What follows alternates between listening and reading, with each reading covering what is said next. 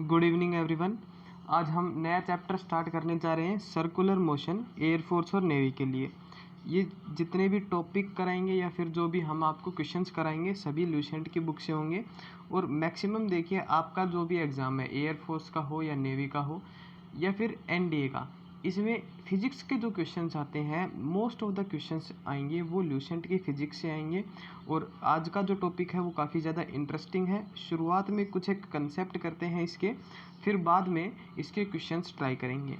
तो फर्स्ट में देखिए सर्कुलर मोशन क्या होता है या फिर यूनिफॉर्म सर्कुलर मोशन क्या है।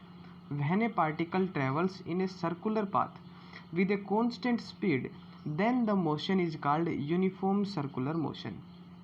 अब यहाँ से देखिएगा सर्कुलर मोशन के बारे में कुछ एक जानकारी।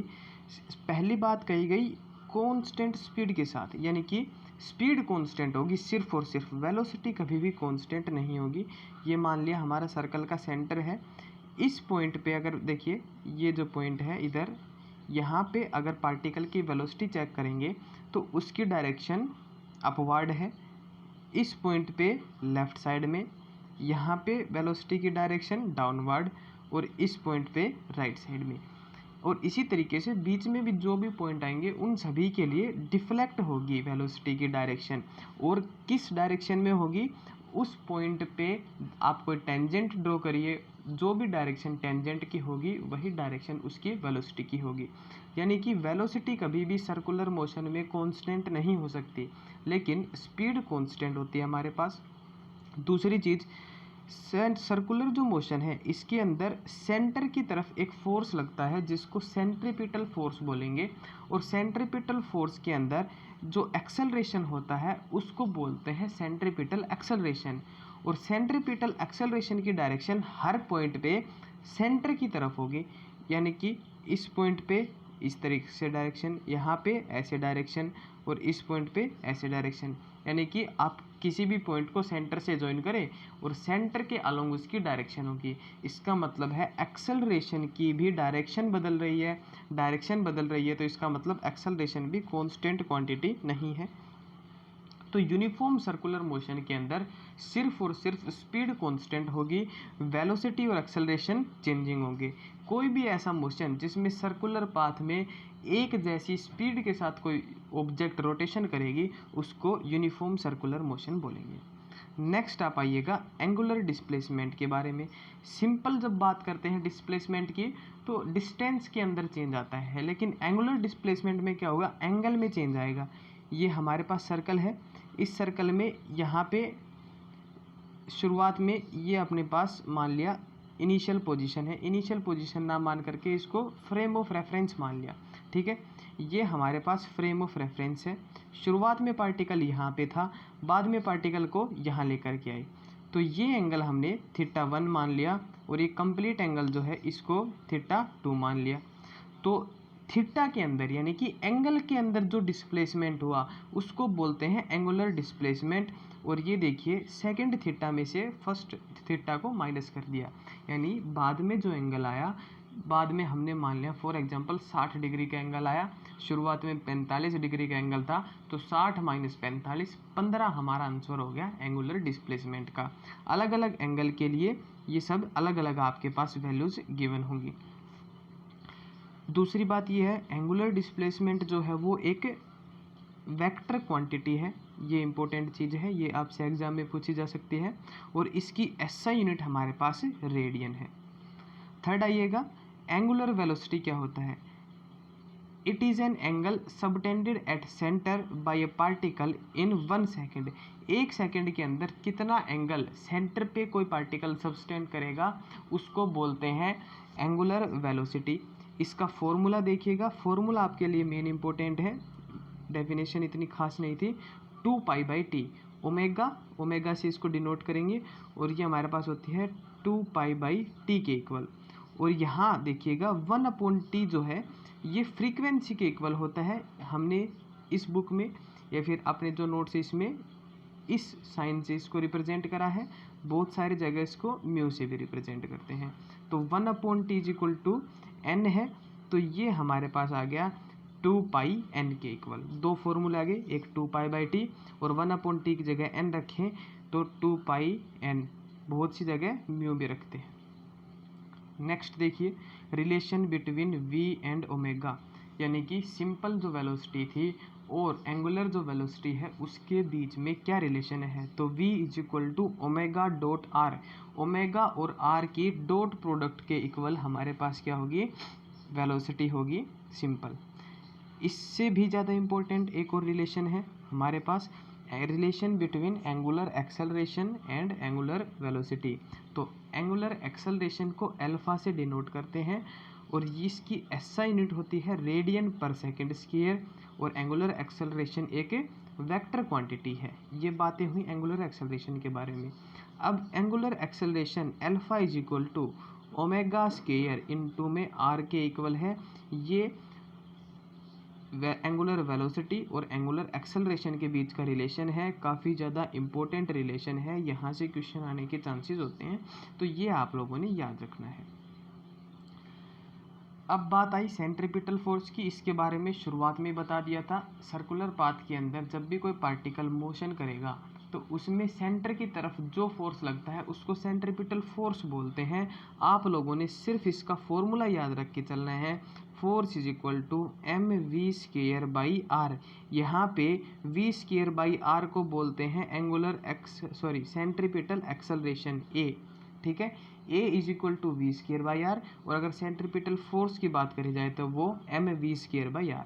सेंट्रीपिटल फोर्स का एक और फॉर्मूला हमारे पास है M R omega square, M R omega square. तो ये दोनों ही फॉर्मूले इंपॉर्टेंट है। किसी क्वेश्चन में पहले फॉर्मूले से काम चल जाता है, किसी में दूसरा आपने अप्लाई करना है, तो दोनों ही आपने याद रखने हैं। उसके बाद देखिए एक हमारे पास आता है सेंट्रीफ्यूगल फोर्स। यहाँ से भी काफ़ी इंपॉर्टेंट और काफ़ी आसान सा क्वेश्चन आपको एग्जाम में देखने को मिलेगा।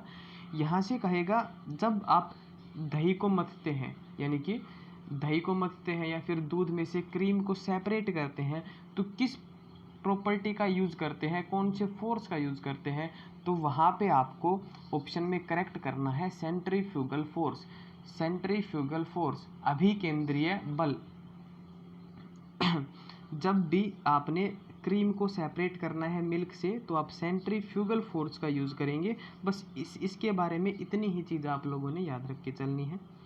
नेक्स्ट देखिए हमारे पास motion on a circular road.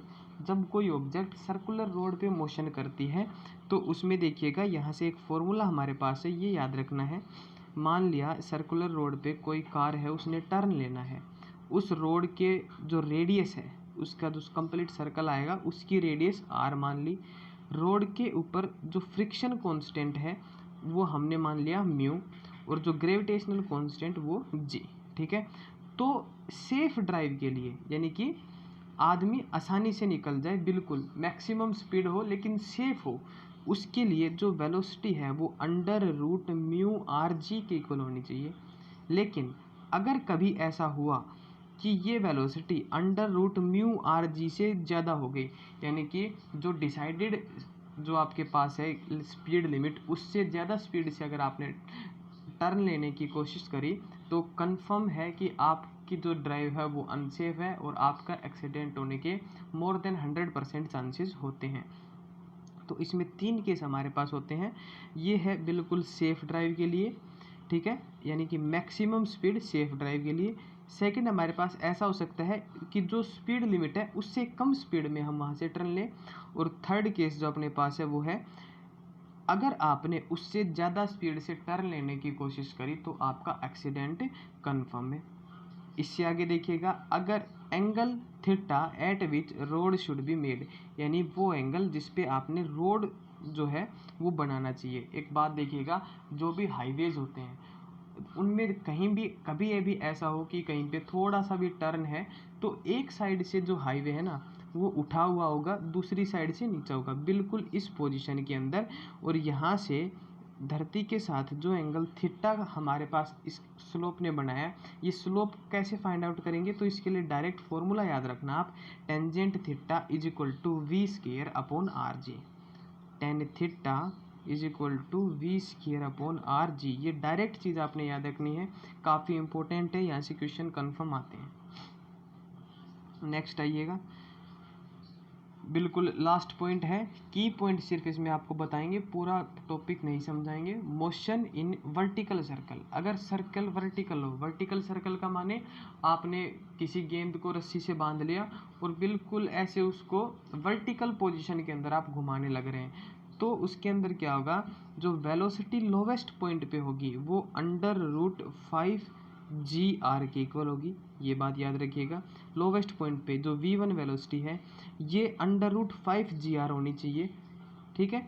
उसी तरीके से हाईएस्ट पॉइंट पे जो वेलोसिटी होगी, मिनिमम वेलोसिटी हाईएस्ट पॉइंट पे, ताकि वो पूरा टर्न ले, वो √GR होगी। और देखिए जब पार्टिकल इस पोजीशन पे था तो उसमें टेंशन T1 थी, जब पार्टिकल इस पोजीशन पे आया तो टेंशन T2। इन दोनों टेंशन का जो डिफरेंस है वो 6 इंटू मास ऑफ पार्टिकल होगा, मास नहीं वेट ऑफ पार्टिकल, वेट यानी कि mg, 6 इंटू mg के इक्वल होगा, 6 इंटू वेट ऑफ ऑब्जेक्ट की। ये थे इस चैप्टर के हमारे पास कुछ बेसिक कंसेप्ट्स। अब देखिए इसके क्वेश्चंस करते हैं, आसान आसान से क्वेश्चंस हैं।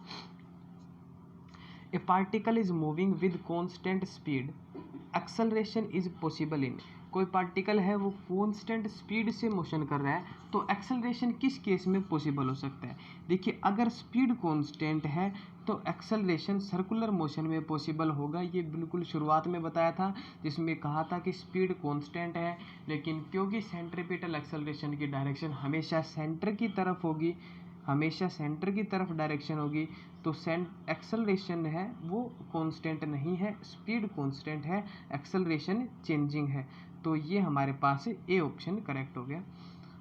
सेकंड में देखिए, इन यूनिफॉर्म सर्कुलर मोशन, किसी यूनिफॉर्म सर्कुलर मोशन में वेलोसिटी और एक्सेलरेशन दोनों कांस्टेंट होंगे, नहीं गलत बात, शुरुआत में समझाया था वेलोसिटी और एक्सेलरेशन कांस्टेंट नहीं होंगे, दोनों चेंजिंग होंगे। Acceleration and speed constant but velocity changes, नहीं एक्सेलरेशन जो है वो चेंज होगा, acceleration and velocity both change, ये सी जो ऑप्शन है ये राइट ऑप्शन है, क्योंकि डायरेक्शन बदलती है तो एक्सेलरेशन और वेलोसिटी दोनों बदलेंगे, इसका मतलब है सी जो ऑप्शन हमारे पास था ये सही ऑप्शन था। नेक्स्ट क्वेश्चन पे, a particle is moving on a circular path with constant speed, then acceleration is along circumference, along tangent, along radius, या फिर नन ऑफ दीज। कोई पार्टिकल है वो सर्कुलर पाथ पे मोशन कर रहा है कांस्टेंट स्पीड के साथ, तो एक्सेलरेशन की डायरेक्शन क्या होगी, तो एक्सेलरेशन अलोंग रेडियस होगा। देखिए ये बात बताई थी, एक्सेलरेशन हमेशा सेंटर की तरफ होगा, सेंटर की तरफ यानी कि रेडियस के साथ होगा, तो इसका जो सी ऑप्शन है वो राइट ऑप्शन। इसी केस में अगर आपसे कहा जाए वेलोसिटी किस तरफ होगी, तो वेलोसिटी हमेशा अलोंग टेंजेंट और एक्सेलरेशन हमेशा अलोंग रेडियस, ये बात याद रखिएगा। Fourth question, on a circular road car takes turn which wheels are raised on circular path, यानी कि जब कोई कार टर्न लेता है तो उसके कौन से पहिए उठ जाते हैं, अंदर वाले, बाहर वाले, आगे वाले, या फिर पीछे वाले। इम्पोर्टेंट क्वेश्चन है, जब भी कोई कार है वो टर्न लेगा किसी कर्व पे, तो उसके अंदर वाले जो पहिए हैं इनर व्हील्स थोड़ा सा ग्राउंड से ऊपर उठते हैं, अगर अच्छी खासी स्पीड से आप टर्न लेते हैं तो। नॉर्मल स्पीड में कुछ नहीं होगा, अच्छी खासी स्पीड से अगर आप टर्न ले रहे हैं तो अंदर वाले पहिए जो हैं वो कुछ उठ जाते हैं, तो बी ऑप्शन आपने करेक्ट करना है। फिफ्थ क्वेश्चन पे आइए, an aeroplane in sky takes U turn while doing so its wings are, कोई एरोप्लेन है स्काई में वो यू टर्न लेगा, ऐसा करते समय उसके विंग्स के साथ क्या होगा, हॉरिजॉन्टल रहेंगे, वर्टिकल हो जाएंगे, अंदर की तरफ झुकेंगे, या फिर बाहर की तरफ झुकेंगे। तो इसमें ध्यान रखिएगा, जब भी कोई जो है एरोप्लेन यू टर्न लेगा तो उसके विंग्स अंदर की तरफ झुकेंगे, बेंड इनसाइड। आप इमेजिन करके भी देख सकते हैं, अगर यू टर्न लेगा तो थोड़ा सा अंदर की तरफ झुकेगा, तभी यू टर्न लिया जा सकता है। सिक्स्थ क्वेश्चन पे आइएगा, the process of separating milk and cream is based on, अभी बिल्कुल जस्ट बताया था, centrifugal force, direct answer tick करेंगे। सेवंथ क्वेश्चन पे, विच quantity remains constant in motion of A car with uniform speed on horizontal circle, which quantity remains constant in A motion of car, किसी car के motion में with uniform speed on horizontal circle, कौन सी quantity constant रहेगी। तो constant रहने के लिए देखिए, अगर सर्कुलर पाथ में मोशन करेंगे तो वेलोसिटी चेंज होगी, एक्सेलरेशन चेंज होगा, फोर्स हमारे पास होता है मास इनटू एक्सेलरेशन के इक्वल, अगर एक्सेलरेशन चेंज हो रहा है तो फोर्स भी चेंज हो गया। बात आई काइनेटिक एनर्जी की, काइनेटिक एनर्जी का फॉर्मूला था हाफ एम वी स्क्वायर, और इस फॉर्मूला में एक इम्पोर्टेंट बात ये है, ये जो v है ना, ये वेलोसिटी नहीं होता, v हमारे पास स्पीड होता है इस फॉर्मूला में। और अगर स्पीड की बात करी जाए तो स्पीड कांस्टेंट, मास कांस्टेंट, तो कंप्लीट काइनेटिक एनर्जी भी कांस्टेंट। तो इस क्वेश्चन का जो है डी ऑप्शन आपके पास राइट ऑप्शन था। नेक्स्ट क्वेश्चन पे, a constant force is applied on a particle whose direction is perpendicular to velocity then. ये देखिएगा इंपॉर्टेंट क्वेश्चन है, थोड़ा सा कंसेप्ट वाइज क्वेश्चन है। देखिए, जब अगर बात करें सर्कुलर मोशन की, तो सर्कुलर मोशन में सेंट्रीपिटल फोर्स लगेगा सेंटर की तरफ, वेलोसिटी होगी टेंजेंट के अलोंग, इन दोनों के बीच के अंदर जो एंगल होता है वो एंगल आएगा 90 डिग्री का। यानी कि वेलोसिटी के, या फिर आप बोल सकते हैं स्पीड के बीच में, स्पीड और फोर्स के बीच में जो एंगल होता है वो 90 डिग्री का होता है। और इसी वजह से कोई पार्टिकल सर्कुलर मोशन कर पाता है, क्योंकि स्पीड और वेलोसिटी के बीच का एंगल 90 डिग्री है। तो इस केस में आपसे यही पूछा गया था, तो अपने सी ऑप्शन करेक्ट करना था, moves on a circular path. वो पार्टिकल सर्कुलर पाथ पे मूव करेगा तभी 90 डिग्री का एंगल पॉसिबल है, अदरवाइज पॉसिबल नहीं हो सकता। अब ये क्वेश्चन देखिए, an object of 10 gram mass is tied to a rope of length 100 centimetre and moved with velocity 10 centimetre per second, then tension on rope. ये कह रहा है एक ऑब्जेक्ट है 10 ग्राम का, ठीक है, उसको किसी 100 सेंटीमीटर लंबी रस्सी से बांध के आपने रोटेट करा 10 सेंटीमीटर पर सेकंड की स्पीड से, तो आपने टेंशन बतानी है। टेंशन का मतलब क्या है, देखिए जब आप किसी ऑब्जेक्ट को रोटेट करेंगे तो सेंटर की तरफ सेंट्रीपिटल फोर्स लगेगा और इस रस्सी के अंदर तनाव आएगा, उस तनाव को बोलते हैं टेंशन। और ये टेंशन जो है, ये टेंशन सेंट्रीपिटल फोर्स के इक्वल आएगा M V square by R के। तो ये हमने यहाँ पे कंसेप्ट अप्लाई करा। सबसे पहले हमने ऑप्शंस चेक करे, सारे ऑप्शंस डाइन में हैं, यानी कि सीजीएस यूनिट चेक कर, सीजीएस यूनिट के अंदर क्वेश्चन को लेकर के चलना है। तो मास की वैल्यू 10 क्वेश्चन के अंदर गिवन है, वेलोसिटी 10 इंटू 10, वेलोसिटी का स्क्वायर था तो 2 बार 10 इंटू 10, अपॉन में रेडियस, रेडियस 100 सेंटीमीटर। ये 100 से 100 कैंसिल, हमारे पास सिर्फ बचा 10, तो हमारा आंसर हो गया 10 डाइन।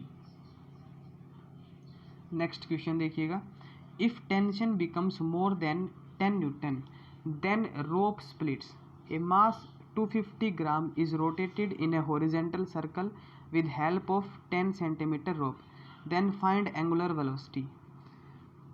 ये कह रहा है टेंशन अगर 10 न्यूटन से ज़्यादा हुआ तो रोप टूट जाएगी। एक 250 ग्राम का मास हमने किसी रस्सी के बांध के 10 सेंटीमीटर लंबी रस्सी के उसको घुमाया, तो एंगुलर वेलोसिटी बतानी थी। सबसे पहले टेंशन जो है वो एम आर ओमेगा स्क्वायर के इक्वल होगी, ये 2 फॉर्मूले बताए थे। इस बार एंगुलर वेलोसिटी फाइंड आउट करनी है तो हम इसका यूज़ करेंगे। टेंशन की लिमिट कितनी दे दी इन्होंने, 10, तो टेंशन की जगह 10 पुट करा। मास 250 ग्राम था, उसको केजी में कन्वर्ट कर दिया, 250/1000 इंटू रेडियस लिखती 10/100, क्योंकि रेडियस 10 सेंटीमीटर थी, हमने मीटर में लेकर के चलनी थी, तो 100 से डिवाइड कर दिया इंटू ओमेगा स्क्वायर। जब इसको सोल्व करेंगे तो इसको सोल्व करने पे वैल्यू आएगी ओमेगा स्क्वायर की 400 के इक्वल, और यहाँ से ओमेगा हमारे पास आ गया 20 रेडियन पर सेकेंड, 20 रेडियन पर सेकेंड। ये आपका आंसर है। आज के वीडियो में इतना ही, बाकी के इसी चैप्टर के क्वेश्चंस नेक्स्ट वीडियो में करेंगे।